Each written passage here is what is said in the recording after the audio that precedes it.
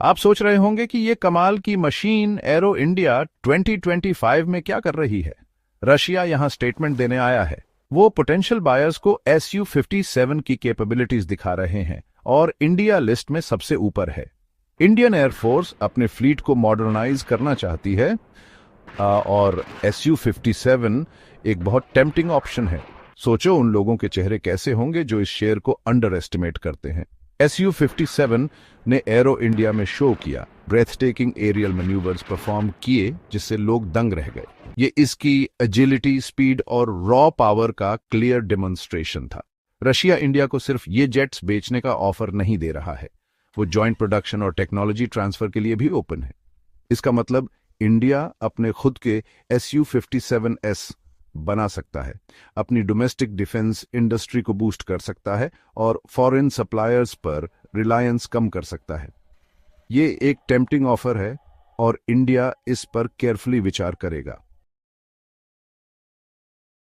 नमस्ते दोस्तों, आज हम मिलिट्री एविएशन की दुनिया में सुखोई Su-57 के साथ उतर रहे हैं। ये कोई आम जेट फाइटर नहीं है, ये रशिया का जवाब है अमेरिकन F-22 रैप्टर और F-35 लाइटनिंग II को। Su-57 एक 5th जनरेशन स्टेल्थी प्रेडेटर है जो आसमान में राज करने के लिए बनाया गया है। सोचो, एक मशीन जो रडार से गायब हो सकती है, मिसाइल्स की बरसात कर सकती है और अपने रास्ते में किसी भी चीज को पीछे छोड़ सकती है। यही है Su-57। ये एक मल्टी रोल फाइटर है, मतलब ये एयर टू एयर कॉम्बैट और ग्राउंड अटैक मिशंस दोनों को हैंडल कर सकता है।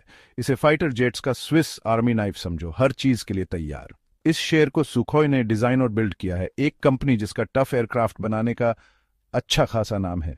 उन्हें पता है कैसे एक ऐसा प्लेन बनाना है जो किसी भी चीज को झेल सके, और Su-57 कोई एक्सेप्शन नहीं है। ये कठिन परिस्थितियों को सहने और डॉग फाइट में जीतने के लिए बना है।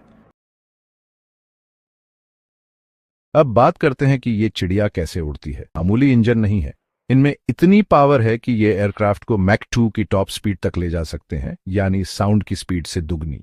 और अगर आपको ये कमाल लगता है तो सुनिए, ये बिना आफ्टर बर्नर्स के सुपरसोनिक स्पीड्स पर भी क्रूज कर सकता है, जिसे सुपर क्रूजिंग कहते हैं। इसका मतलब Su-57 लंबी दूरी जल्दी और एफिशिएंटली कवर कर सकता है।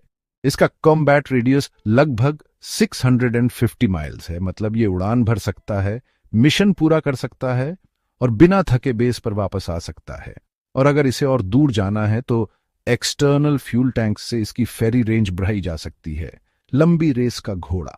Su-57 की इंप्रेसिव परफॉर्मेंस सिर्फ इसके पावरफुल इंजन्स की वजह से नहीं है, ये बहुत एजाइल भी है। इसका एडवांस्ड एरोडायनामिक डिजाइन और थ्रस्ट वेक्टरिंग कैपेबिलिटीज इसे ऐसे मैन्यूवर्स करने की इजाजत देते हैं जो एक्सपीरियंस पायलट्स को भी हैरान कर देंगे। ये अपने ओपोनेंट्स के आसपास ऐसे नाच सकता है कि इसे निशाना बनाना मुश्किल हो जाता है। जाहिर है, बिना जबरदस्त फायर पावर के फाइटर जेट क्या है। Su-57 एयर टू एयर और एयर टू सरफेस मिसाइल्स और गाइडेड बॉम्ब से लैस है। इसमें 2 बड़े इंटरनल वेपन्स बेस हैं जो काफी पेलोड कैरी कर सकते हैं और इसका रेडार सिग्नेचर छोटा रखते हैं। लेकिन अगर इसे और ज्यादा फायर पावर चाहिए तो एडिशनल वेपन्स और इक्विपमेंट के लिए एक्सटर्नल हार्ड पॉइंट्स भी हैं। रडार की बात करें तो Su-57 स्टेल्थ को एक नए लेवल पर ले जाता है।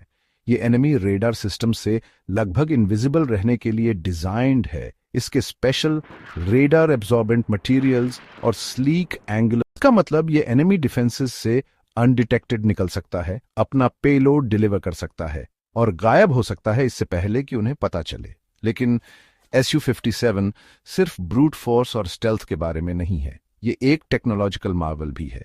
इसमें एडवांस्ड एवियोनिक्स हैं, इंक्लूडिंग एक पावरफुल एक्टिव इलेक्ट्रॉनिकली स्कैन्ड आरे रेडार जो इसे बैटलफील्ड की अनपैरेलल्ड अवेयरनेस देता है।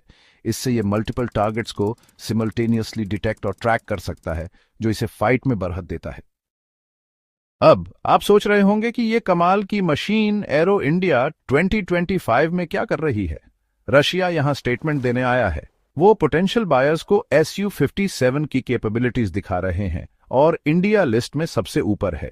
इंडियन एयरफोर्स अपने फ्लीट को मॉडर्नाइज करना चाहती है और Su-57 एक बहुत टेम्पटिंग ऑप्शन है। सोचो उन लोगों के चेहरे कैसे होंगे जो इस शेयर को अंडर एस्टिमेट करते हैं। Su-57 ने एरो इंडिया में शो किया, breathtaking aerial manoeuvres perform किए जिससे लोग दंग रह गए। ये इसकी एजिलिटी, स्पीड और रॉ पावर का क्लियर डेमोन्स्ट्रेशन था। रशिया इंडिया को सिर्फ ये जेट्स बेचने का ऑफर नहीं दे रहा है, वो जॉइंट प्रोडक्शन और टेक्नोलॉजी ट्रांसफर के लिए भी ओपन है। इसका मतलब इंडिया अपने खुद के Su-57S बना सकता है, अपनी डोमेस्टिक डिफेंस इंडस्ट्री को बूस्ट कर सकता है और फॉरेन सप्लायर्स पर रिलायंस कम कर सकता है।